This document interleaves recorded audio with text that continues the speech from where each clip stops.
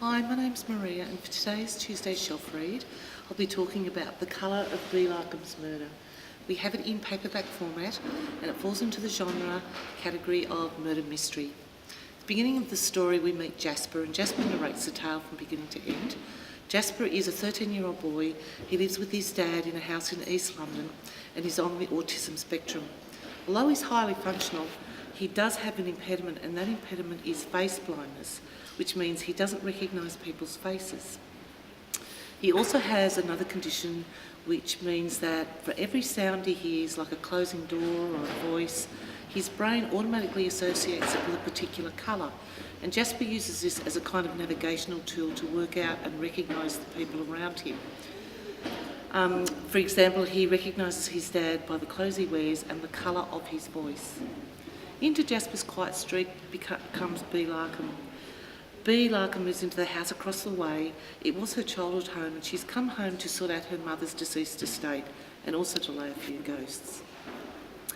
B. Larkham can best be described as a free spirit. She plays her music loudly and long into the night. She puts out lots of bird feeders to attract the wild parakeets to her garden. And meanwhile, across the road, Jasper is watching all this from an upstairs window through his binoculars, and he's entranced by the beautiful parakeets. Unfortunately for B, her other neighbours are not so impressed, and they're getting increasingly angry at what they see as her irresponsible and very noisy lifestyle. When Jasper and B finally meet face to face, there's an instant rapport and an unlikely friendship develops, and then B. Larkham disappears. I really enjoyed this book.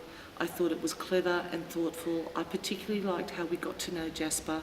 The other characters aren't as fleshed out, but they're drawn with a deft hand, so we believe in them and how they behave and what they do and say throughout the course of the story. The other thing that I thought was really brilliant about this book is how we're really drawn into Jasper's world. This in part is due to the fact that Jasper is a really bad narrator. He gets hold of the wrong end of the stick. If he's emotional or stressed, his voice colours fail him. He gets confused and he's not entirely sure what he saw or who he spoke to. So we're drawn into his world, and we use these colours as clues to figure out what happened to B. Larkham. The final thing I'd mention is that if, like me, it takes you a few chapters to settle into this book, persevere with it, because you really do engage with the characters. It becomes a page turner, and you really want to know what happened to B. Larkham and exactly what it was that Jasper saw or thought he saw on the day she disappeared. So thank you for watching today, and we'll be back again next week for another Tuesday Shelf Read.